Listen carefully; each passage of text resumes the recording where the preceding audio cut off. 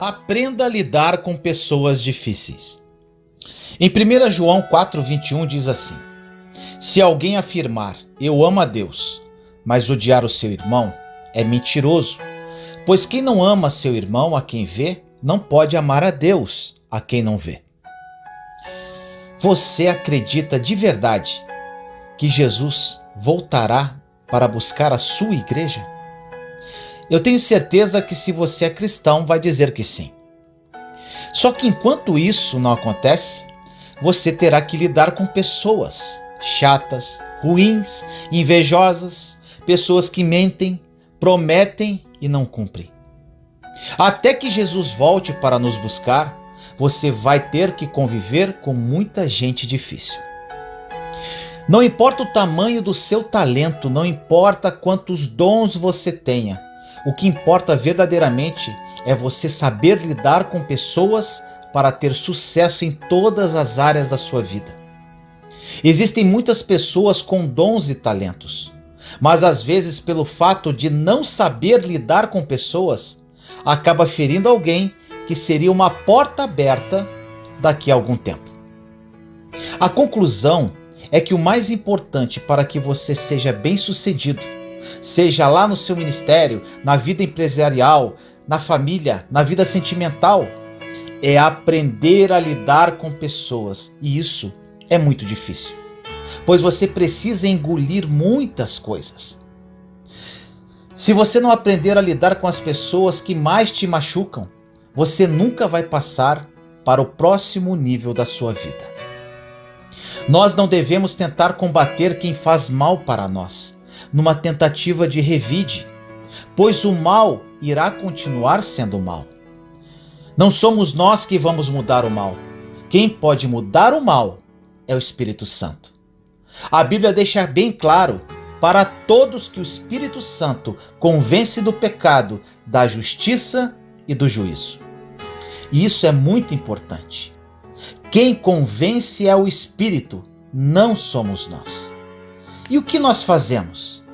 Tentamos mudar as pessoas querendo moldá-las do nosso jeito. E com isso ficamos desgastados emocionalmente, lutando com coisas que já perdemos antes de começar.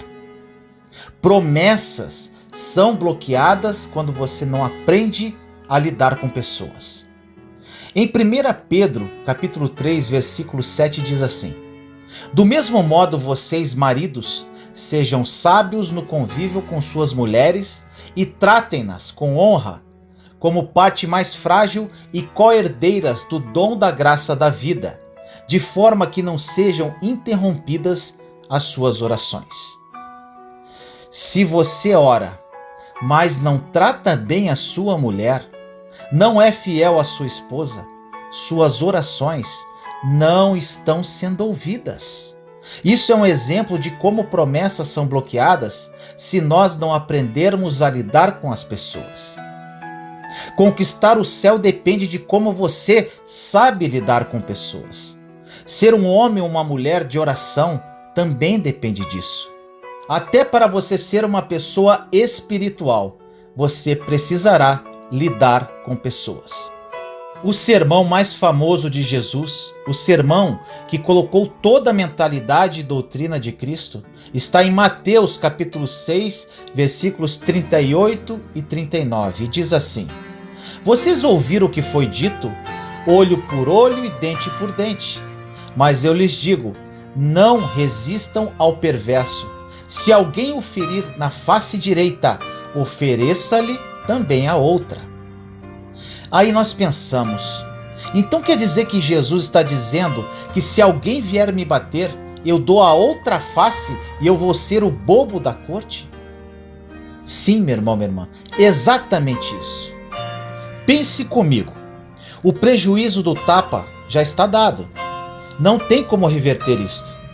Tudo que você fazer a partir disso para tentar revidar esse tapa é só prejuízo.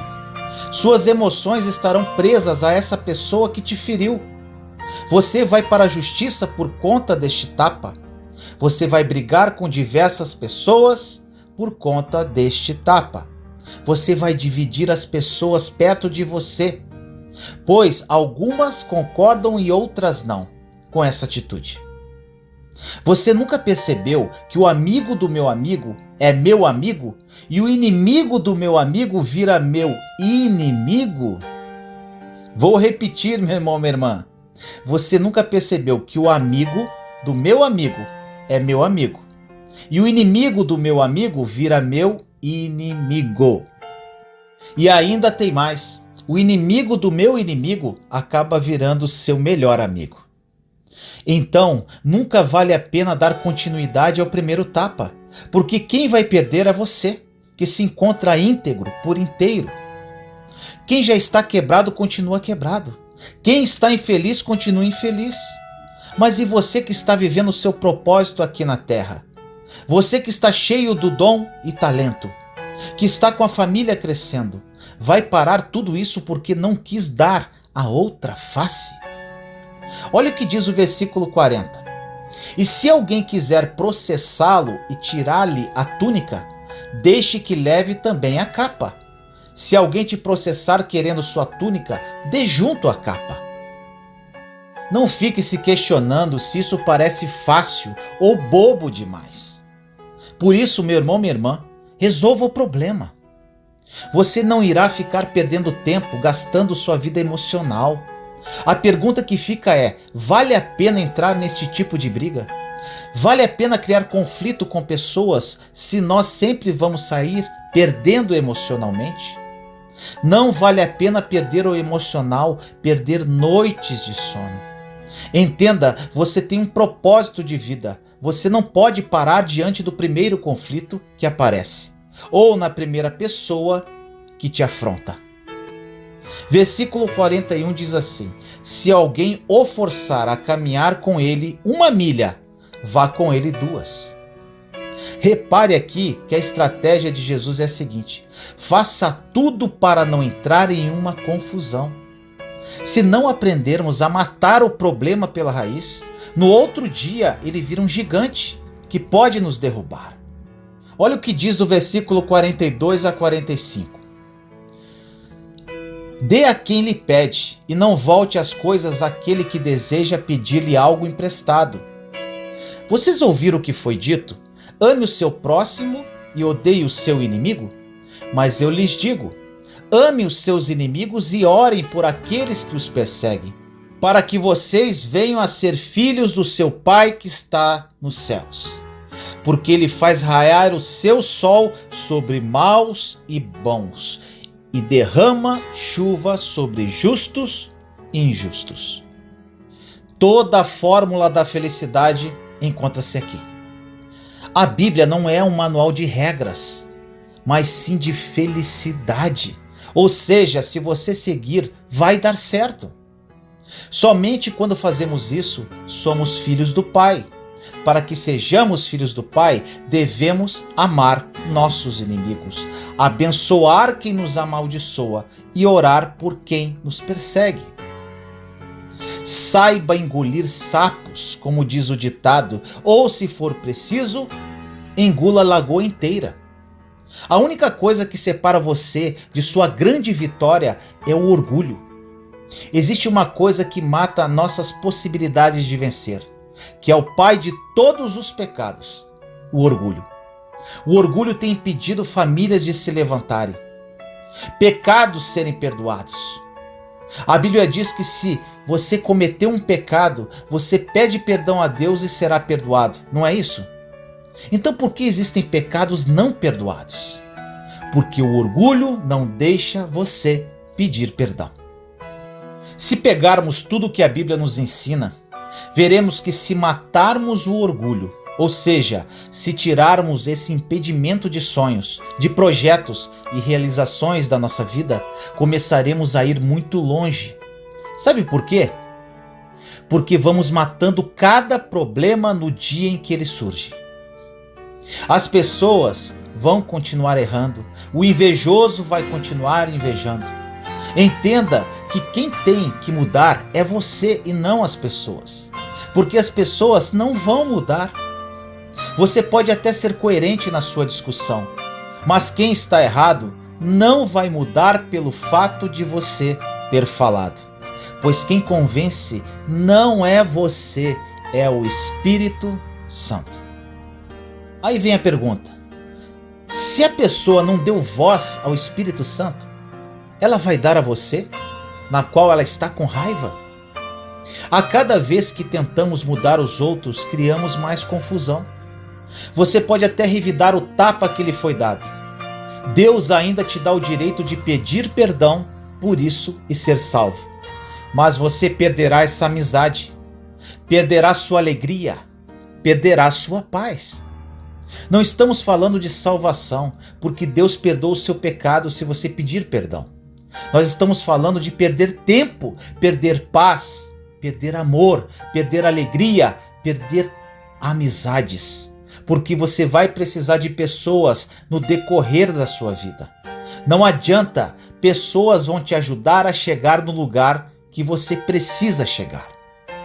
Você imagine aquele aleijado, Jesus dentro da casa dele em Cafarnaum, pregando, e o aleijado estava precisando de um milagre. Aleijado não anda, e naquela época não existia cadeira de rodas. A casa estava lotada, e quem levou aquele aleijado para Jesus? 4 amigos. Imagine se aquele aleijado tivesse arrumado problema com os amigos no dia de receber o milagre, pois isso acontece muito conosco. Nós começamos a brigar com pessoas que daqui a semanas seriam portas de bênção na sua vida. Às vezes estamos tão feridos que criamos problemas por nada e perdemos uma grande bênção por causa de um pequeno problema. Grandes bênçãos não podem ser perdidas por pequenos problemas.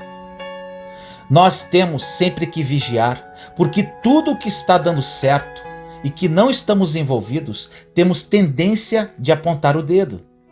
O ser humano tem uma extrema dificuldade em celebrar quem Deus está levantando se nós não estivermos participando. José nos ensina, nos proporciona uma aula do que Jesus nos ensinou milênios depois, em Gênesis 45. Essa mensagem é de quando José já era governador do Egito, já tinha passado por toda a humilhação da prisão. Ele conseguiu reconhecer seus irmãos, mas seus irmãos não o reconheceram. E sabe o que isso nos ensina? Quem te passou a perna lá atrás, quem te enganou no passado, continua lá embaixo do jeito que estava. Você cresceu, subiu e com isso eles não podem te reconhecer, pois você já se encontra em outro nível. E aqueles irmãos não reconheceram José. Pensaram eles que José era somente o governador do Egito, um homem poderoso, mas não sabiam que era José. José então armou todo um teatro para colocá-los dentro do quarto com eles.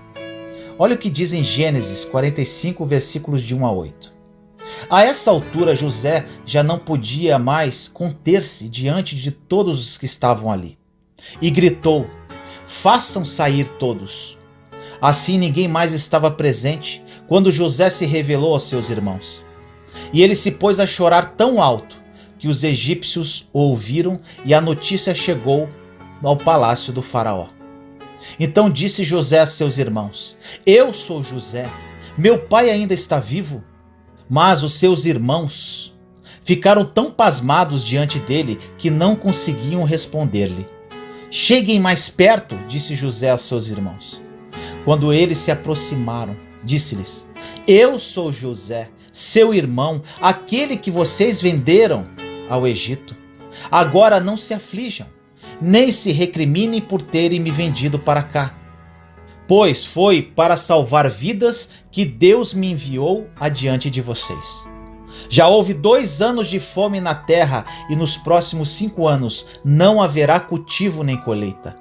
Mas Deus me enviou à frente de vocês para lhes preservar um remanescente nesta terra e para salvar-lhes as vidas com grande livramento. Assim não foram vocês que me mandaram para cá, mas sim o próprio Deus. Ele me tornou ministro do faraó e me fez administrador de todo o palácio e governador de todo o Egito. José está falando com homens que o traíram, que o venderam, os seus irmãos de sangue. Algo que é muito comum, meu irmão e minha irmã. Os de fora só decepcionam, mas quem trai verdadeiramente é quem está dentro. Se alguém lá de fora tentar te trair, não vai chegar a ser uma traição, pois você não tem nenhum vínculo emocional com ele. Vai ser uma decepçãozinha. Os íntimos que traem, os que estão do lado que traem, os da família que traem, os irmãos que traem. José não foi orgulhoso, José chorou, não conseguiu se conter. Muitas pessoas que fizeram mal para você hoje, meu irmão, minha irmã, estão contribuindo para o seu futuro e você nem sabe. Se José tivesse ficado todos esses anos ferido, falando mal dos seus irmãos, provavelmente nem chegaria no trono. Não deixe que nada te destrua por dentro. As pessoas vão falhar, seus irmãos vão falhar, mas quem não pode se contaminar com as falhas é você. José abraçou seus irmãos sem falar nada, pois um abraço fala mais que qualquer palavra. Um abraço resume tudo o que deveria ser dito. Antes de começar a governar, José teve que resolver suas pendências com seus irmãos. Existem pendências que você precisa resolver hoje, mesmo estando absolutamente certo, para que você passe para um nível de governo. Afinal de contas, se seus inimigos falam mal de você, você deve falar bem deles. Quando o seu inimigo falar mal de você, deixe que essas palavras entrem em um ouvido e saiam no outro, pois as únicas palavras que devem penetrar no seu coração são as palavras de Deus. Se você quer que realmente o seu dom e o seu talento sobressaia, você vai precisar da ajuda do Espírito Santo e matar o orgulho da sua vida. Deus tem algo incrível para você, porém para conquistar tudo isso, vai depender exclusivamente da sua postura. Está consumado. Está disponível.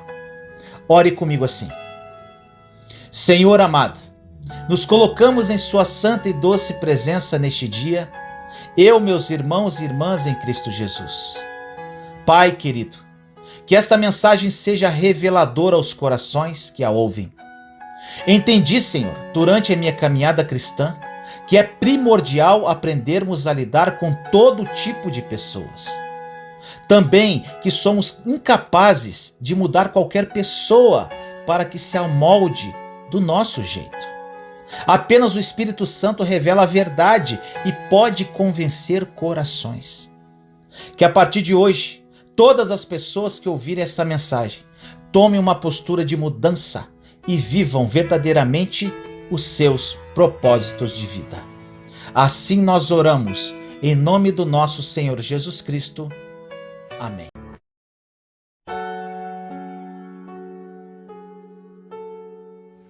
Autopiedade é idolatria? Preste atenção nesta mensagem, ela pode mudar a sua vida. No livro de Gálatas, capítulo 5, versículos 19 a 21 diz: Ora, as obras da carne são manifestas: imoralidade sexual, impureza e libertinagem, idolatria, feitiçaria, ódio, discórdia, ciúmes, ira, egoísmo, dissensões, facções, inveja, embriaguez, orgias e coisas semelhantes. Eu os advirto, como antes os adverti, que os que praticam essas coisas não herdarão o reino de Deus. A mensagem de hoje é extremamente importante para a sua caminhada com Deus. Vamos falar sobre a autopiedade de uma forma mais profunda. Autopiedade significa sentir pena de nós mesmos. E o que significa piedade? A piedade é a compaixão que vai de encontro a uma pessoa que está sofrendo. A Bíblia diz que Jesus era movido por piedade e compaixão, ou seja, ele ia de encontro às pessoas, sempre com o intuito de ajudá-las. Você pode estar se perguntando, mas o que a autopiedade tem a ver com o versículo do início da mensagem? Sim, na verdade ela não está na lista, porém está nas entrelinhas. Um dos itens da lista é a idolatria. Idolatria é a adoração a tudo aquilo que se coloca no lugar da adoração a Deus. A idolatria ofende a Deus. É uma admiração exagerada por alguém ou por alguma coisa. Tudo que toma o lugar de Deus em nossa vida é idolatria. Você pode idolatrar seu cônjuge, seus filhos, seus netos, seu trabalho, seus amigos. Ou seja, de uma forma muito sutil, você pode estar cometendo este pecado, substituindo Deus por qualquer coisa. Podemos afirmar que a autopiedade é uma forma de idolatria. Quando sentimos pena de nós mesmos, voltamos para o nosso interior e dizemos: todas as coisas são sobre mim. O meu mundo é concentrado em minha volta. Eu idolatro a mim mesmo. Isto desagrada extremamente o coração de Deus, principalmente porque Ele sabe que esta postura faz muito mal para a nossa vida. É impossível ter uma mente voltada para nós mesmos e sermos felizes. Não confunda tristeza com autopiedade. Podemos ficar tristes com alguma coisa ou com algum fato que possa ter ocorrido em nossa vida. Porém, Deus nos deu as ferramentas necessárias para lutarmos contra este sentimento, trabalhando nele de forma saudável, sem sentir pena de nós mesmos. Não devemos deixar este espírito de pesar entrar em nossa vida, fazendo com que fiquemos aprisionados nele. Não podemos deixar a autopiedade tomar conta de nossa vida. Caso contrário, ela se transformará num vício destruidor. Por muitas vezes fazemos algo para a nossa vida na emoção e usando a nossa própria força. Nos desgastamos para conquistar aquele objetivo e no final tudo dá errado. Ficamos frustrados e nesses momentos que a autopiedade bate à nossa porta. Caso isto ocorra, precisamos fazer algo a respeito, porque é grave. O inimigo de nossas almas sempre nos conduz para a autopiedade. Precisamos estar vigilantes com relação a isso. Normalmente caímos na cilada de uma forma muito sutil. São inúmeros problemas causados pela autopiedade. Quando as pessoas se voltam para dentro de si, idolatram a si mesmas. Todos os seus pensamentos estão concentrados em si mesmas. O mundo gira ao redor da sua própria pessoa. Isto é extremamente perigoso. Deus nos chamou para alcançar e não para nos encolher. Pessoas com autopiedade estão focadas em todos os seus problemas e infortúnios. Elas nunca verão o que podem e devem fazer para as outras pessoas.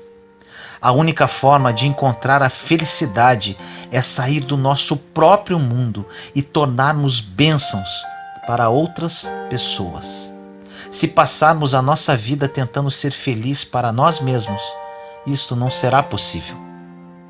Se entregarmos nossas vidas a Deus e confiarmos nele plenamente para que supra todas as nossas necessidades, tiraremos os olhos de nós mesmos e seremos bênção na vida de outras pessoas, encorajando-as, ajudando-as e servindo-as. Pode ter certeza que fazendo isso, você será muito, mas muito feliz. É o que acontece hoje na minha vida. Em 1 Pedro capítulo 5, versículo 7 diz: lançai nele toda a vossa preocupação, porque é ele que cuida de vós. Quando temos um grande problema pessoal que nos traz grande preocupação, devemos lançar sobre o Senhor essa preocupação, que Ele cuidará disso da melhor maneira possível. Mas eu te digo, tem que lançar mesmo e esquecer. Entregue e confie. Com isso, enquanto Deus cuida do seu problema, Ele nos unge para ajudar outras pessoas.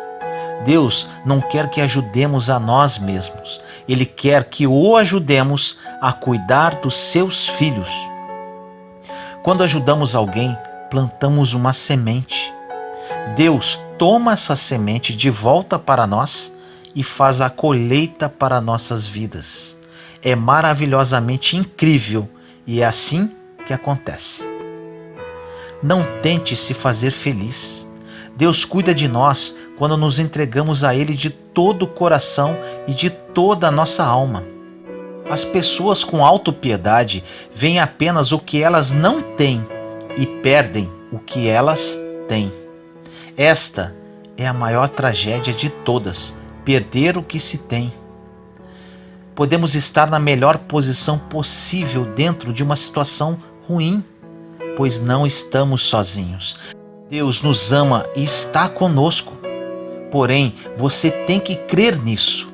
Ele está no controle. Quando vivemos momentos difíceis em nossas vidas, precisamos nos agarrar à esperança. Pode passar o tempo que for, agarre-se a ela, pois não importa o que não tenha dado certo no passado. Você terá um grande futuro, porque o nosso Deus é especialista em recomeços. Deus ama fazer tudo novo. Meu receio não é passar por tempestades. Meu receio é passar por tempestades e Jesus não estar no barco. Aí sim, é péssimo. A autopiedade precisa ser banida da sua vida. Você sabe qual o principal recurso que temos nos dias de hoje? Não é dinheiro, com certeza. É o tempo. Dinheiro perdemos hoje, ganhamos amanhã. O tempo não temos como recuperar. Quando estamos com um ataque de autopiedade, estamos perdendo tempo. Estaremos perdendo um tempo precioso que poderíamos estar fazendo algo útil para a nossa vida ou para a vida de outra pessoa, além de gerar um desgaste físico e emocional totalmente desnecessário. Outro ponto importante: quando temos autopiedade e outras pessoas sentem pena de nós, isto alimenta ainda mais o problema que já temos. Um exemplo de autopiedade na Bíblia e que também nos mostra qual a postura que devemos tomar com relação a uma pessoa que se faz de vítima, se encontra em João, capítulo 5, versículos de 6 a 8, que fala da cura de um homem que era paralítico há 38 anos, na piscina de Betesda.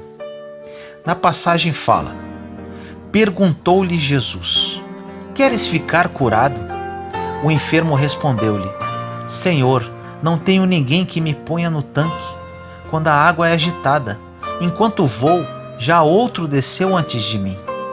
Ordenou-lhe Jesus: levanta-te, toma o teu leito e anda. Jesus perguntou ao enfermo se ele queria ficar curado, apenas isso. Se este enfermo não tivesse pena de si mesmo, ele apenas responderia: eu quero.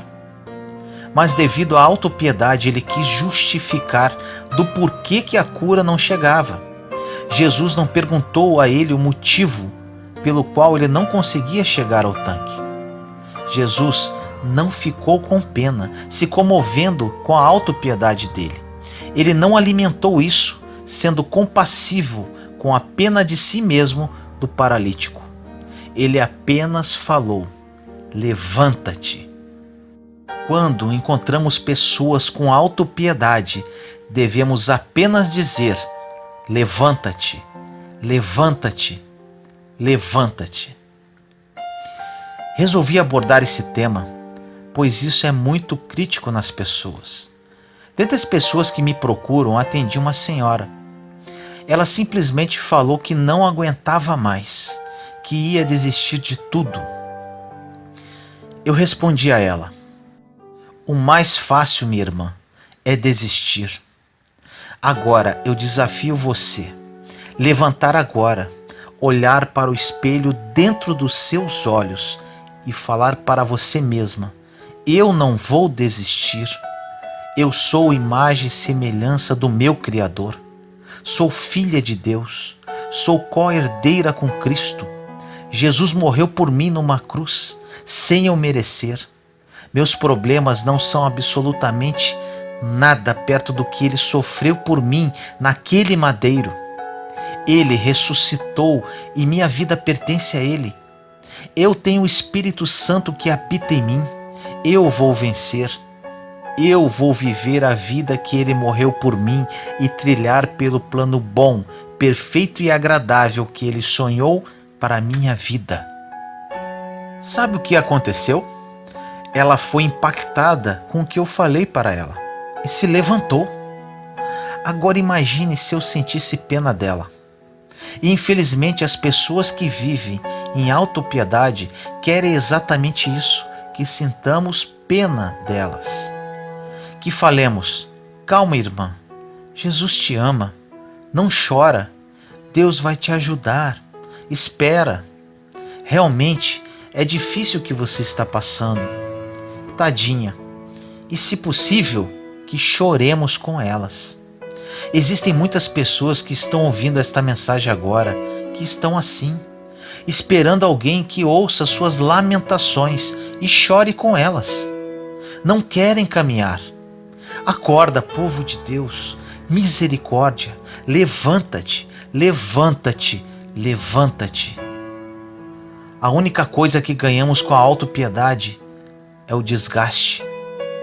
A autopiedade abre diversas portas que podem destruir a nossa vida. Uma delas é não ter equilíbrio na vida. Ou seja, pessoas com autopiedade não são felizes, nem nos momentos que estão fazendo o que gostam. Outra porta é o cansaço. Pessoas com autopiedade ficam tão frustradas que vivem cansadas de tudo e de todos. E outra, questões não resolvidas. Pessoas com autopiedade não resolvem seus próprios problemas, achando que os outros devem resolvê-los por elas, gerando com isso raiva, contendas, ofensas e mágoas. Pessoas que sentem pena de si mesmas procuram fontes erradas para atender às suas necessidades. E quando isso acontece, abre a porta para a decepção.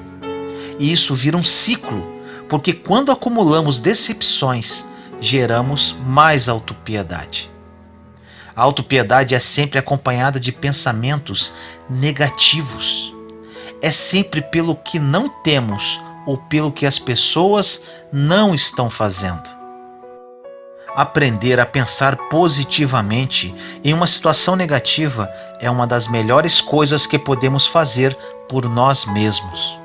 Não precisamos esperar pensar positivamente. Podemos pensar de propósito. No livro de Salmos 27:10 diz: apesar disso, essa certeza eu tenho, viverei até ver a bondade do Senhor na terra. Existem pessoas que são colecionadoras de injustiça e guardam na memória todas as injustiças que já fizeram para ela em toda a sua vida.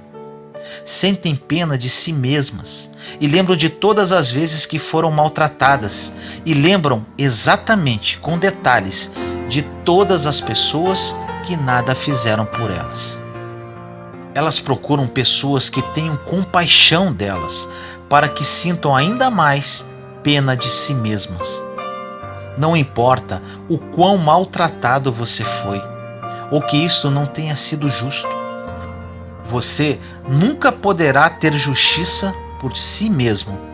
Nosso Deus é um Deus de justiça e Ele há de fazer a justiça em sua vida, como e quando Ele quiser. Deus recompensa os que o buscam, que são fiéis e que servem a Ele. Se colocarmos nossa confiança em Deus e esperarmos nele, não sendo amargos nem ressentidos, agindo sem maldade, não descontando a raiva em outras pessoas e não sentindo pena de nós mesmos, teremos uma recompensa que está a caminho. Não podemos ser lamentáveis e poderosos ao mesmo tempo. Isto não funciona. Te faço uma proposta agora.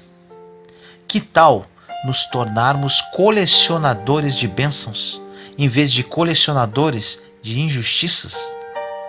Deixe o amor de Deus fluir em você, de dentro para fora, que Ele curará todas as suas feridas. Liberte-se hoje da autopiedade. Ore comigo assim. Senhor amado, entro na sua santa presença neste momento para orar junto com meus irmãos e irmãs. No dia de hoje falamos sobre essa maldita idolatria que é a autopiedade. Que aqueles que ouvirem essa mensagem sejam tocados profundamente e criem a consciência que precisam se libertar deste mal. Liberte-os agora, Senhor, em nome de Jesus. A autopiedade destrói nossas vidas e nos estaciona, impedindo que vivamos os seus sonhos perfeitos para cada um de nós. Que o teu Espírito Santo, que é o Espírito da verdade, os convença dessa realidade, para que eles saibam, Pai, que não precisam cuidar deles, muito menos que sintam pena de si mesmos. Que o seu amor flua em todos nós. Cure nossas feridas, Senhor, e nos habilite a ajudar nossos irmãos que também encontram-se feridos pela vida. Assim nós oramos, em nome do nosso Senhor Jesus Cristo. Amém. Posicione-se e mude a sua vida. Seu posicionamento define os seus limites. Em 1 João, capítulo 2, versículos 24 e 25 diz: Portanto, o que desde o princípio ouvistes, permaneça em vós. Se em vós permanecer o que desde o princípio ouvistes, também permanecereis no Filho e no Pai. E esta é a promessa que ele nos fez, a vida eterna. Posicionamento é algo que pode mudar completamente a nossa história com Deus. Porque dependendo do jeito que você se posiciona, isso vai influenciar diretamente naquilo que você vai experimentar na sua caminhada de fé. Você sabia que a maior parte das frustrações que temos em nossa caminhada com Deus não é porque nos faltou fé ou expectativa no que Ele pode fazer, mas é porque muitas vezes nós cremos que Ele pode fazer, mas nem sempre nos posicionamos em relação a isso. Muitos cristãos perguntam: por que Deus não nos dá as oportunidades que tanto esperamos? Deus responde também com uma pergunta: por que vocês não escolhem se preparar para as oportunidades que eu desejo colocar diante de vós? A maior tragédia é viver a vida inteira esperando por um momento, ao invés de viver se preparando para quando esse momento chegar. Na vida de José, por exemplo, aquilo que Deus o prometeu não dependeu de nada mais do que uma única coisa chamada processo. José não ficou se lamentando porque a promessa em um sonho que ele recebeu não havia se cumprido. Ele se preparou para quando o momento que Deus havia prometido se cumprisse. Se formos analisar cada herói da fé, se formos analisar todas as pessoas que marcaram a história através da Bíblia, inclusive Jesus, vamos perceber que todos eles enfrentaram ao chamado processo. Jesus não ficou aguardando que algo se manifestasse, mas ele se preparou para quando fosse chegada a hora. Jesus, quando foi ser batizado, fez com que João Batista questionasse, falando: quem sou eu para batizá-lo? Jesus disse que era necessário que aquilo acontecesse. Pedro tentou poupar Jesus da cruz. e ele o repreendeu porque ele crê e entende que era necessário que aquilo acontecesse. Jesus não jogava dados, ele não esperava o acaso, mas ele se preparou até o momento em que naquela cruz ele declarou: tudo está consumado. Quando Jesus declara isso, ele está dizendo que tudo se cumpriu, todo o propósito para o qual ele veio. Tem uma lenda na Itália que diz que um homem todos os dias chegava diante de uma estátua de um santo e implorava ajuda para ganhar na loteria. Ele chorava, pedia, suplicava, até que um dia aquela estátua não aguentou mais. Tomou vida e falou: por favor, eu te imploro, compra um bilhete. É interessante, porque às vezes clamamos para que a chuva venha, só que ela não vem, porque não aramos o campo ainda. Se você clama para que a chuva venha e não preparou o campo, quer dizer que a chuva vai destruir tudo o que você tem. O maior fracasso que o homem pode ter é ter sucesso naquilo que Deus não aprova. O seu posicionamento define os seus limites. A fé não limita Deus e Deus não limita a fé. Então, o que vai limitar a sua caminhada é o seu posicionamento. A palavra de Deus, em vários momentos, libera promessas sobre nós. Passagens onde Deus nos libera bênçãos, mas Ele impõe algumas condições. Por exemplo, em 2 Crônicas 7,14 diz: e se o meu povo, que se chama pelo meu nome, se humilhar e orar, e buscar a minha face, e se converter dos seus maus caminhos, então eu ouvirei dos céus, e perdoarei os seus pecados, e sararei a sua terra. Deus está prometendo para nós cura, renovo, restauração, mas existe uma condição: é preciso sacrifício. Se humilhar, orar, buscar a minha face e se converter dos seus maus caminhos, ele diz. Às vezes nos perguntamos o porquê que o renovo não veio, mas talvez Deus esteja nos perguntando o porquê o seu clamor não chegou a ele ainda. Se nós fizermos a nossa parte, Deus faz a dele. Isso não é sobre troca, é sobre posicionamento. Porque se você não se posicionar, as promessas que Deus fez nunca vão se cumprir. Não é porque ele deixou de ser fiel, nem deixou de ser Deus. É porque você não estava preparado para receber o que ele queria derramar sobre você. Em Lucas 24:49 diz: e eis que sobre vós envio a promessa de meu Pai. Ficai, porém, na cidade de Jerusalém, até que do alto sejais revestidos de poder. Jesus aqui libera poder sobre eles, mas existe uma condição, ou seja, eles deveriam permanecer, ficar em Jerusalém.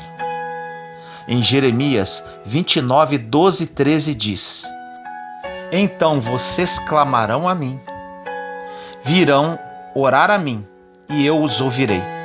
Vocês me procurarão e me chamarão quando me procurarem de todo o coração. Qual o seu posicionamento quando você procura a Deus em oração? Como diz nessa passagem, Deus ouvirá o seu clamor e oração apenas quando você o procurar de todo o coração. No livro de Marcos 11:23-24 diz: porque em verdade vos digo que qualquer que disser a este monte, ergue-te e lança-te no mar, e não duvidar em seu coração, mas crer que se fará aquilo que diz, tudo o que disser lhe será feito. Por isso vos digo que todas as coisas que pedirdes, orando, crede receber, e tê-las-ei.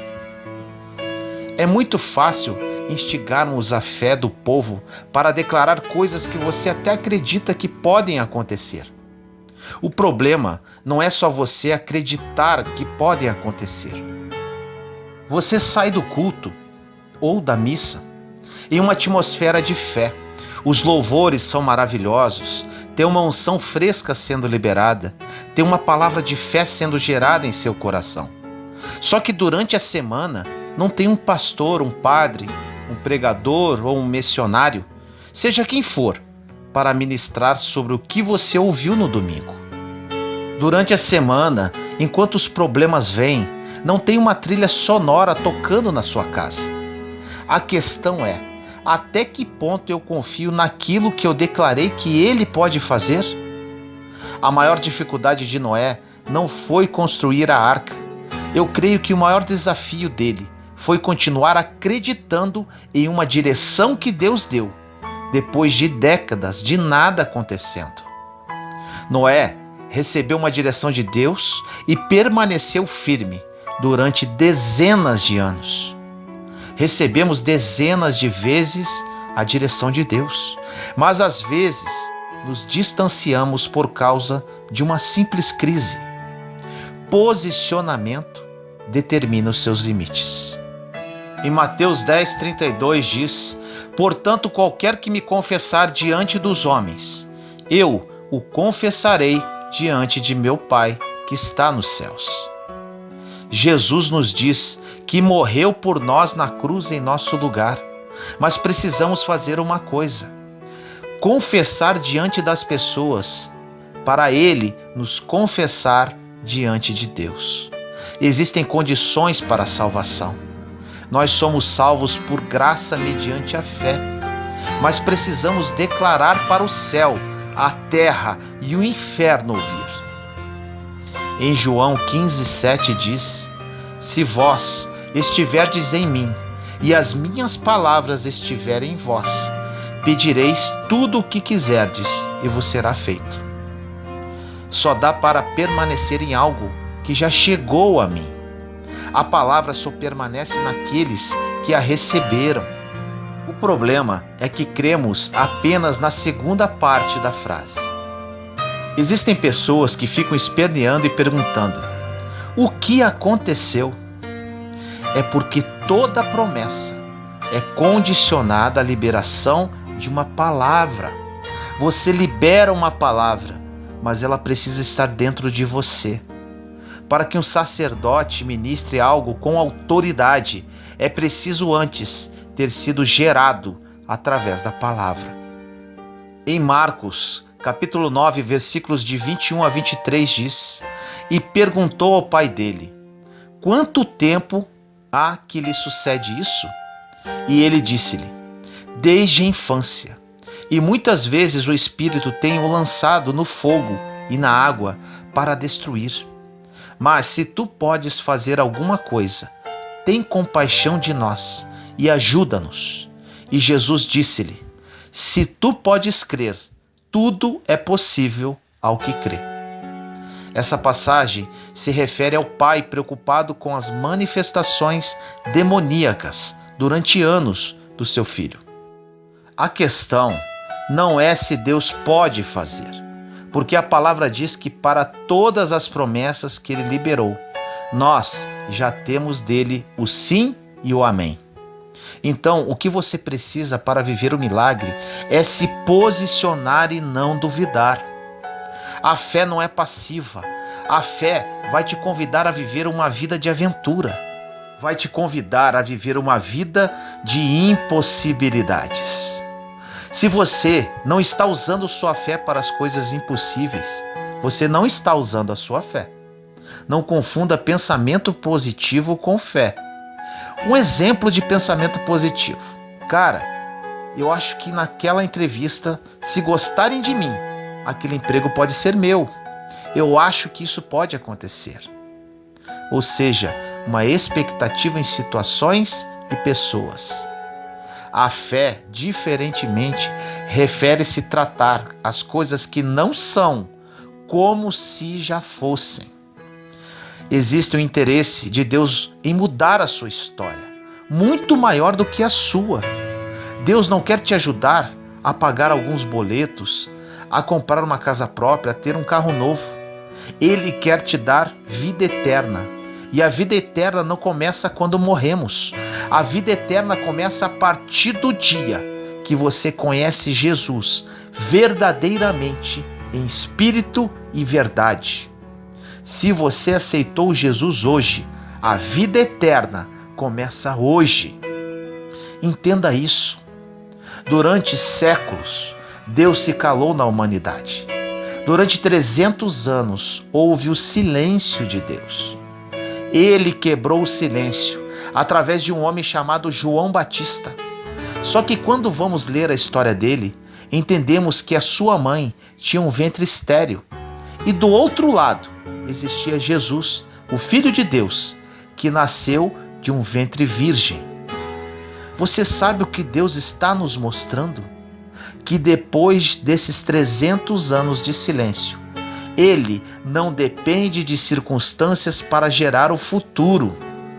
O mesmo Deus que criou tudo só pela palavra em Gênesis ainda existe. Você não precisa de uma oração forte, de uma nova revelação, de uma pregação. Você só precisa de uma palavra de Deus, que tudo ao redor vai ser transformado se você tiver um posicionamento. Estar sentado no banco de uma igreja não significa estar vivendo o propósito de Deus. Repito, estar sentado no banco de uma igreja não significa estar vivendo o propósito de Deus. Não esqueça disso. Deus não chamou você para ficar de fora vendo Ele fazer. Deus chamou você para ser o centro do mover dele na terra. Não espere um milagre, você já é um milagre. Deus está esperando você ser milagre na vida de outra pessoa também. Pesque dentro de você o eu que está adormecido, alguém que Deus sempre quis que você fosse. Existe uma batalha para que possamos experimentar o novo de Deus, e essa batalha acontece dentro de nós. Toda batalha que travamos não tem a ver com as coisas que estão ao redor, tem a ver com aquilo que está dentro de nós. Existe um mundo dentro de nós que afeta o mundo que está ao nosso redor. Todo o nosso interior reflete em nosso posicionamento exterior. Uma simples mudança no seu interior não muda só a sua história, muda toda a história. A história do cristão não se resume naquilo que Deus vai fazer em você, mas começa em você e se estende a partir de você. Uma mão levantada pode fazer toda a diferença.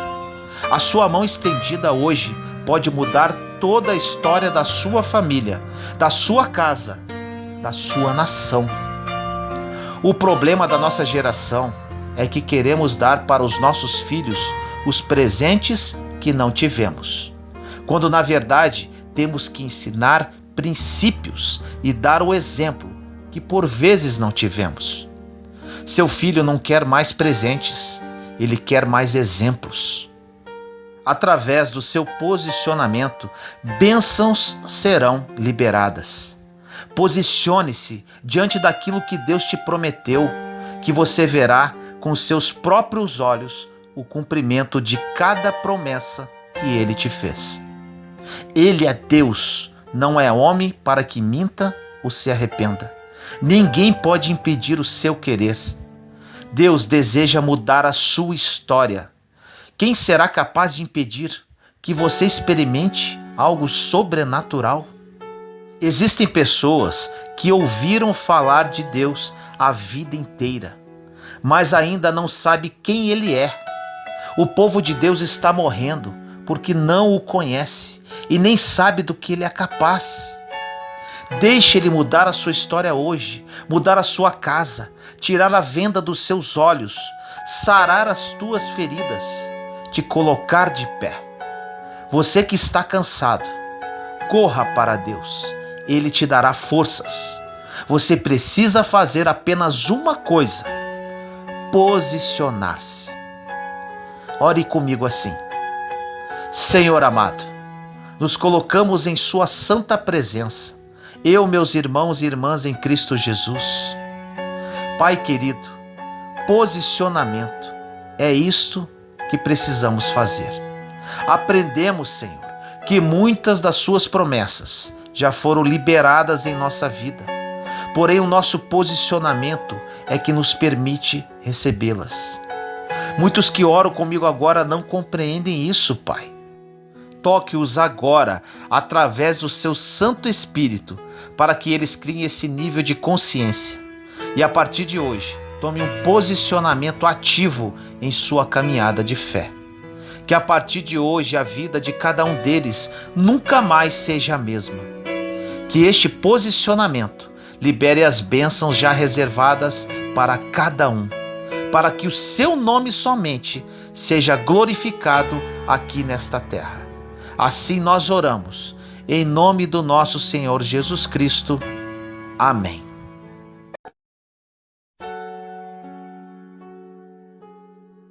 Depois do deserto, vem a vitória. No livro de Mateus, capítulo 4, versículo 1 diz: Então foi conduzido Jesus pelo Espírito ao deserto para ser tentado pelo diabo. Meu irmão e minha irmã, às vezes pedimos uma coisa para Deus e não recebemos, porque não é função dele dar aquilo que estamos pedindo. A Bíblia diz em Tiago 4,3: Pedis e não recebeis, porque pedis mal. E aí vem a questão: se nós não sabemos como pedir, nós não recebemos. E o fato de não recebermos não é porque Deus não tem poder para nos dar. Os nossos pedidos precisam estar alinhados com o que está escrito. Por mais que você ore forte e fique uma madrugada chorando e pedindo mal, Deus não vai mudar o que está escrito porque você está assim. É muito mais fácil você alinhar o seu pedido com aquilo que Deus quer, do que você tentar encaixar Deus nos seus próprios planos. Agora, se você não lê a palavra, como vai saber o que está escrito? E como vai saber quais as promessas de Deus para a sua vida? Nós precisamos ser cristãos um pouco mais sábios, inteligentes, para não pedirmos o que não é hora de pedir e para quem não é para pedir. Tem que ter sabedoria para saber quem, quando, como e por que pedir. Achamos que pela nossa insistência algo vai acontecer, mas você pode bater muitas vezes na porta. Se for a porta errada, ela não se abre, porque Deus é misericordioso e não vai deixar você ir para um caminho onde não há como voltar. Na passagem de Mateus 4:1, que falamos no início da mensagem, que diz: Então foi conduzido Jesus pelo Espírito ao deserto, para ser tentado pelo diabo. Isso é muito interessante. Você não vai encontrar na Bíblia outro lugar que o Espírito te leve que não seja para o deserto. Por isso, pare de pedir sucesso, dinheiro ou qualquer tipo de solução dos seus problemas ao Espírito Santo, porque se fizer isso, ele vai te levar para o deserto. Ninguém quer estar em uma temperatura desconfortável que queima durante o dia e congela durante a noite. Ninguém quer estar em um lugar onde a comida é escassa e não tem água. Ninguém quer estar em um lugar solitário. Você quer conforto, tapinha nas costas, comida em abundância, ouvir parabéns. Você quer ser feliz. Ou seja, ninguém quer estar no deserto, mas não existe biblicamente falando em crescimento, descoberta de propósito, amadurecimento, desenvolvimento, seja financeiro, emocional, familiar ou ministerial, sem passar pelo deserto. Porque toda promoção divina começa no deserto. A próxima fase da sua vida é impulsionada pelos desertos que você passa. Mas, como não entendemos o deserto como um processo, fugimos e pedimos errado ao Espírito Santo. Perceba que quando chegou a hora de Jesus cumprir o seu ministério, o lugar para onde ele foi e o Espírito o levou foi para o deserto. Deserto é processo, deserto é transformação. Uma mensagem chamada "Você realmente precisa de um milagre?" ou de uma transformação, que eu postei há alguns meses atrás, falou muito ao coração de muitas pessoas. Lá eu falo sobre a lagarta e a borboleta. A lagarta é a mesma criatura da borboleta, porém em fases diferentes. O que as separa é o casulo. Na verdade, o casulo se compara ao deserto. Agora imagine a lagarta vivendo a sua vida. E quando chega no momento de entrar no casulo, ela começa a orar para Deus livrá-la do casulo, falando que é escuro, apertado e sofrido. A lagarta não faz isso porque o casulo é obrigatório para quem quer voar. Mas, como enxergamos o deserto como dor e sofrimento, nós nunca crescemos e nunca aprendemos. Chegou o momento de aprendermos com os desertos e não reclamarmos. Chegou o momento de crescermos em meio às dificuldades da vida e parar de reclamar, pois reclamamos muito e aprendemos pouco. E por que não encarar esse deserto de frente, aprendendo, perseverando, deixando-se ser moldado por Deus e sem perguntas? O deserto é uma fase de preparação que te levará para um outro nível. Meus irmãos e irmãs, passei por um deserto pesado. Passei por todas as fases, de reclamação, de murmuração, de medo, de incertezas e dúvidas, de desespero, de angústia. Havia perdido meu casamento, falido financeiramente e com uma filha querendo cometer suicídio. Isso tudo em 10 dias. Passei por muitas dores, afrontas e humilhações. Mas, quando encarei o deserto como um processo, minha vida mudou. Aprendi muito, aprendi a desfrutar do deserto. Conheci Deus em espírito e verdade. Me apaixonei verdadeiramente por Jesus. E o Senhor mudou toda a minha realidade. Hoje, prosperei financeiramente. Vivo um sonho com relação à minha vida sentimental. E minha filha se transformou numa grande missionária da palavra. E muito mais que tudo isso, recebo diariamente diversos depoimentos de mudança de vida, que começaram a partir do meu testemunho de vida. Foi muita dor e ranger de dentes. Mas hoje é muita alegria e prosperidade em todas as áreas. Pague o preço, meu irmão, minha irmã. Vale muito a pena. Encare seu deserto de frente. Muitas pessoas entram no deserto, saem e lá na frente voltam novamente em outra fase da vida, porque saíram do deserto para sobreviver, mas não aprenderam nada. Quando Deus decidiu que chegou a hora de seu filho se manifestar como Messias, o Espírito conduziu Jesus para o deserto para ser tentado pelo diabo. Quem tentou Jesus não foi Deus nem o Espírito. Ele só o conduziu para o ambiente do problema. A Bíblia diz que Deus não tenta ninguém. Então, os problemas e as tentações que você está passando não são provas de Deus. Na verdade, Deus te colocou no ambiente onde o inimigo tem liberdade para tentar você. Existem lugares que você se esconde em Deus e que o inimigo não conseguirá chegar nem para tentar.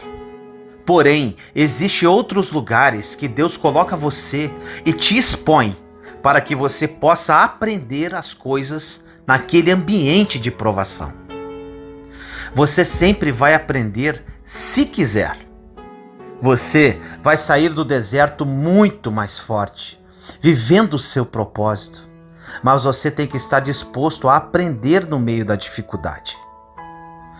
Qual foi o dia que, no meio de um problema familiar, emocional, financeiro, você falou com Deus assim: vamos aprender?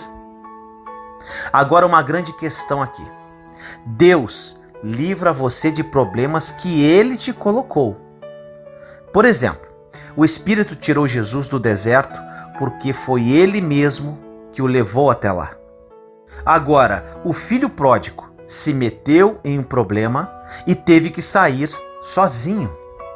Existem problemas que você tem que sair sozinho, porque você se colocou neste lugar.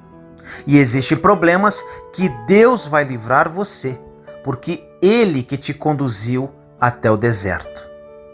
Essa sensibilidade você precisa ter para saber se pede para Deus te tirar dali ou não. Porque quando Deus te coloca no deserto, não adianta pedir para sair, porque Ele vai te tirar no tempo dele. Agora, quando você se meteu em um problema, quis brigar com um familiar, quis entrar em um conflito com uma pessoa na rua e está respondendo um processo na justiça, quis fazer uma fofoca e perdeu um amigo, você decidiu isso e agora você vai ter que sair desse problema. Saia sozinho, igual o filho pródigo. Nunca se esqueça, Deus tira você dos desertos que Ele te colocou. Nesse deserto que Jesus estava, Ele foi tentado por Satanás. A primeira dificuldade de Jesus é que Ele começou a passar fome. A Bíblia diz que depois de 40 dias de jejum, Ele estava morrendo de fome. Mas te pergunto, Jesus morreu no deserto? A primeira coisa que Ele aprendeu é que no deserto, a fome, seja ela emocional, financeira, espiritual, ameaça, mas não mata. É justamente uma prova de fé. Jesus não morreu de fome apesar de não ter comida, porque no deserto, no momento certo, mesmo que Ele faça a pedra virar pão, a provisão chega. Por isso, não tenha medo de morrer no deserto, porque não tem como morrer no lugar que Deus te colocou. Não fique com medo de perder tempo, porque não se perde tempo em um lugar que Deus colocou você. Inclusive, você amadurecerá e aprenderá a utilizar o tempo de forma mais eficaz no deserto. A segunda coisa que Jesus aprendeu é que é possível dizer não ao diabo e às tentações. O ser humano tem essa necessidade neurótica de aceitação e por isso compra carro que não pode pagar, se endivida comprando roupas de marca, entre outras. Essas pessoas fazem coisas que parecem ridículas aos olhos dos outros, porque elas estão tentando ser aceitas. Mas no deserto o Espírito te conduz até ali para te ensinar a dizer não, pois o não te leva mais longe do que o sim. Você pode dizer muitos sims, mas se você não aprende a dizer não para aquilo que cancela todos os sims, você perde todos. Você pode ter dito sim à prosperidade financeira e ter começado o seu próprio negócio. E está se esforçando para ser um empreendedor. Mas um não que você deveria ter dito para um sócio errado, ou para um investimento que não era de Deus, ou para uma oportunidade, isto quebra todos os princípios e pode quebrar todos os sim certos que você deu na vida. A terceira coisa que Jesus aprendeu é a verdadeira identidade, pois o inimigo tentou confundir de todas as formas quem era Jesus. Você só vai descobrir quem realmente é no deserto, porque comendo em um bom restaurante, passando férias em Paris ou nas Ilhas Maldivas, você não descobre destino nenhum. Você não amadurece e nem cresce. É quando falta dinheiro no bolso que você começa a crescer. É quando chega um diagnóstico e quando um grave problema aparece. É quando o inimigo se levanta. É quando você está no meio do deserto que você percebe que se você não crescer, ninguém vai crescer por você. Deus te coloca sozinho no deserto para você crescer do jeito que Ele sabe fazer. Cada um tem seus desertos para viver. A minha história não serve para você. O meu casulo não serve para você, pois é um deserto para cada pessoa. Você pode até ter referências de histórias superadas no deserto, como foi o meu caso, mas isso não quer dizer que vai ser igual com você. Nunca se esqueça disso. Um pai nunca coloca um filho em uma prova que ele não pode passar. Agora, em questão de milagres, o pai só faz o impossível. O possível você tem que fazer. Quando nos machucamos e culpamos Deus dizendo: se o Senhor tivesse chegado na hora certa, nada disso teria acontecido. Mas você acha mesmo que Deus não sabe a hora certa? Acha mesmo que Deus não vê o seu futuro? Que Ele não sabe como você vai estar daqui a um ano? A maior alegria de um pai é ver que o filho conseguiu e está comemorando, sabendo que se ele tivesse ajudado, ninguém comemoraria. Deus não vai roubar a comemoração da sua história. Deus não vai roubar o que pertence a você. Essa vitória que você está esperando é logo após o deserto, e Ele vai deixar você ir sozinho, mas sempre te supervisionando, protegendo e blindando. O deserto não é lugar de morada, é lugar de passagem. Todas as grandes coisas que aconteceram na Bíblia foi pós-deserto. Como, por exemplo, o povo de Israel descobriu a sua verdadeira identidade depois que passaram pelo deserto. Antes, eles eram escravos e agora são povo de Deus. Muitos homens e muitas mulheres ainda não descobriram quem são em Deus, porque negaram o deserto até hoje. Fugiram do processo até hoje. Encare o deserto, meu irmão e minha irmã. O seu deserto pode durar uma semana, um mês ou um ano, mas independente disso, é Ele quem vai revelar a sua verdadeira identidade, aonde você pode ir, a quem você tem que confiar seus sonhos. Você não faz ideia da força que você possui até passar pelo deserto. Muitas pessoas poderiam ter morrido se passassem por tudo que você passou. Hoje você está de pé e ninguém coloca você mais no chão, sendo que antigamente qualquer situação tirava sua paz. É assim que acontece. Quando Deus quer algo que custa muito, que dói, não é para Ele provar seu coração, porque Ele já conhece você. Deus já sabia o que Abraão faria antes mesmo de pedir a ele o seu filho. Então, por que será que Deus pediu algo que custava a Abraão, sabendo que ele entregaria? Não é porque ele queria provar Abraão. Deus queria mostrar para todo mundo quem era Abraão por dentro. Tem situações que são muito difíceis, mas é a forma que Deus tem para mostrar para todos quem é você. Se hoje estamos falando da história de Abraão, que ocorreu há mais de 4.000 anos atrás, é porque ele não negou sacrificar Isaque. Deus faz para você um desafio público para mostrar quem você é para as pessoas. E se você não passar pelo deserto, ninguém vai conhecer quem realmente você é. Você está esperando respostas de pessoas que nunca vão te responder, pois a sua resposta está no deserto.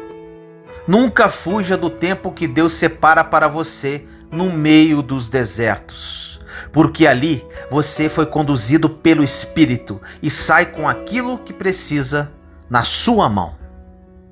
Não pense que você vai ter autoridade em uma área que você não venceu. A autoridade espiritual não vem pela quantidade de horas que você está prostrado diante de Deus orando, pelo jejum ou pelas obras que faz. Vem pelas batalhas que você vence.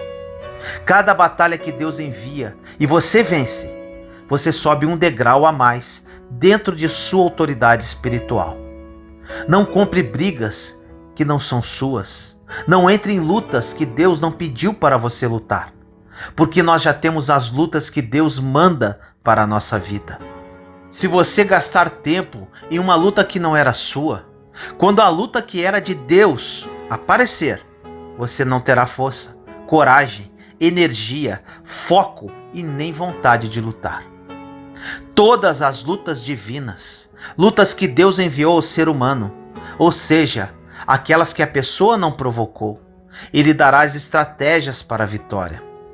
Como exemplo, a luta de Davi, ele não provocou Golias. Pedro não provocou a tempestade. Agora preste atenção, quando você provoca as guerras, você vai ter que sair sozinho. O desafio de hoje é: só entre nos desertos que Deus te colocar. Não se coloque em desertos. Que essa mensagem toque profundamente a sua alma. Que o Espírito conduza você para o lugar correto. Por amor e misericórdia, Ele vai te guiar para o lugar que você precisa estar e não para o lugar que você quer estar. O deserto é o melhor lugar para recomeçar. Creia nisso e caminhe. Ore comigo assim. Pai amado, nos colocamos em Sua santa presença neste momento, eu, meus irmãos e irmãs em Cristo Jesus. Deserto, Pai, deserto. Muitos dos Seus filhos e filhas não entendem o deserto, Senhor. E assim como o povo de Israel, estão circulando por anos e anos nesta sequidão e nada acontece. Eles não encaram o deserto como processo, mas só como dor e sofrimento. Que no dia de hoje, através desta mensagem, eles criem essa consciência, através da ação do Seu Espírito Santo. O deserto é o melhor lugar para recomeçar, Pai. Eu sei disso, pois foi no deserto que conheci a mim mesmo, que conheci a Ti em espírito e verdade, e que minha vida mudou radicalmente. Que eles aprendam a desfrutar do deserto e que sejam devidamente aprovados por Ti para entrarem na terra prometida. Assim eu oro, em nome do nosso Senhor Jesus Cristo. Amém.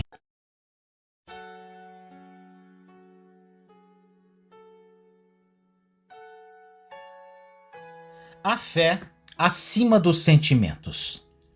Em 2 Coríntios capítulo 5, versículo 7 diz assim: porque vivemos por fé e não pelo que vemos. Em Hebreus capítulo 11, versículo 1 e 2 diz: ora, a fé é a certeza daquilo que esperamos e a prova das coisas que não vemos, pois foi por meio dela que os antigos receberam bom testemunho. Meus irmãos e irmãs, este assunto é de grande importância para a sua caminhada de fé. Eu falo isso pois no meu passado eu era uma pessoa muito emocional e agia através dos sentimentos. Foram derrotas atrás de derrotas. Nós somos humanos, temos emoções e sentimentos, mas eles nunca podem sobrepor a nossa fé. Para trazer essa mensagem ao seu coração, nós vamos falar de um personagem bíblico muito conhecido, Jó. Jó passou por muitas provações, mas sua paciência e sua fé triunfaram no fim, conforme está escrito no capítulo 42 do livro de Jó. O que precisa ficar muito claro é que naquela ocasião Deus permitiu que as provações viessem sobre a vida de Jó. O que não acontece nos dias de hoje, pois vivemos sob uma nova aliança. Deus não permite que o mal assole a nossa vida. Nós é que colhemos o que plantamos. Quando fazemos más semeaduras, passamos por períodos de aridez. Períodos em que parece que nada é capaz de nos ministrar ou saciar a nossa alma. Ficamos tão desanimados e dominados pelo nosso sentimento de tristeza que não conseguimos orar, não nos sentimos bem, nem quando ouvimos a última canção de adoração. Nada nos faz bem algum. Eu já passei por períodos assim em minha vida, e Jó certamente passou por eles de uma forma extrema. Olha o que diz em Jó, capítulo 19, versículos de 7 a 11. Se grito, é injustiça, não obtenho resposta. Clamo por socorro, todavia não há justiça. Ele bloqueou o meu caminho e não consigo passar. Cobriu de trevas as minhas veredas, despiu-me da minha honra e tirou a coroa de minha cabeça. Ele me arrasa por todos os lados enquanto eu não me vou. Desarraiga a minha esperança como se arranca uma planta. Sua ira acendeu-se contra mim. Ele me vê como inimigo. Meus amados, hoje passo por experiências em que me sinto no alto de uma montanha. Mas também passei por vales. Mesmo depois de ter passado por um forte deserto e viver pela fé nos dias de hoje, minha vida de oração e louvor já passou por períodos de aridez. Houveram vezes que na minha vida de oração eu pude sentir a presença de Deus de forma sobrenatural. Mas em outras vezes eu não senti absolutamente nada. Mas, meu irmão, minha irmã, eu aprendi a crer definitivamente que Deus está comigo, quer eu sinta ou não.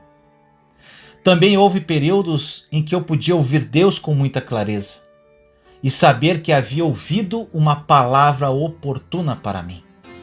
Houve outros momentos em que não ouvi absolutamente nada. No início da minha caminhada com Deus, algumas vezes eu estive subindo e descendo. Quando estava no alto, sentia que era filho, e quando estava no baixo, sentia que era órfão. Quando tinha certeza que Deus havia me chamado, ficava para cima. E quando sentia incerteza quanto ao meu chamado, ficava para baixo. Quando os tempos de aridez me atacavam, deixava que eles me afetassem. Naquele momento eu não sabia o que estava acontecendo comigo, ou o porquê disso tudo. Agora entendo que estava passando por um processo de transformação profundo, e Deus estava tirando todas as coisas prejudiciais de mim, me levando ao ponto em que não baseasse minha fé em sentimentos. Meu irmão, minha irmã, eu serei honesto com você. Atualmente, raramente eu passo por períodos assim. Simplesmente eu amo a Deus e ponto final. Eu oro, creio que Ele me ouve e ponto final. Sei que fui chamado e faço o que fui chamado a fazer. E não vivo mais em altos e baixos como costumava viver. Sabe por quê, meu irmão, minha irmã? Porque aprendi a parar de basear tudo em meus sentimentos e a viver por fé. Não permito que minhas emoções determinem se eu creio que Deus está comigo ou não. Simplesmente escolho crer que Ele está e ponto final. Isso não significa que nunca posso passar por um tempo difícil ou que nunca tenho um dia mau. Mas esses períodos não controlam mais aquilo que eu creio. Não creio que Deus possa permitir que vivamos de um clímax emocional ao outro. Se fizesse isso, dependeríamos demais desses momentos e provavelmente começaríamos a ter uma ideia a nosso respeito mais elevada do que deveríamos. Deus nos ama e nos protege de dependermos demais das emoções, para que Ele possa continuar a nos usar. Precisamos aprender a confiar que Deus sabe o que está fazendo em nós. Se sentirmos algo em nossas emoções, tudo bem. Se não sentirmos nada, tudo bem também. Devemos nos lembrar de que estamos envolvidos com seu chamado para toda a vida. E não apenas nos momentos em que nos sentimos bem, mas também nos momentos em que nos sentimos mal, ou em que não sentimos nada. Meu irmão, minha irmã, que essa mensagem tenha tocado no fundo da sua alma. Seja paciente e permaneça fiel. Deus ajudará você e você ficará impressionado no que vai acontecer na sua vida. Ore comigo assim. Pai amado, nos colocamos em sua santa e doce presença neste momento, eu, meus irmãos e irmãs em Cristo Jesus. Senhor misericordioso, que esta mensagem toque profundamente ao coração de todos que a ouvirem. Muitos aqui vivem em função dos seus sentimentos e emoções, e isso é uma destruição para a nossa vida. Sei disso, pois vivi assim por muito tempo. Que essa mensagem seja um despertar nos corações dos seus filhos e filhas, para que vivam verdadeiramente por fé e não por vista. Assim nós oramos, em nome do nosso Senhor Jesus Cristo. Amém. Juntos somos fortes. Compartilhe esta mensagem para que mais pessoas sejam edificadas. Inscreva-se no canal e acione o sininho para ser notificado de novos vídeos. Te amo em Cristo Jesus.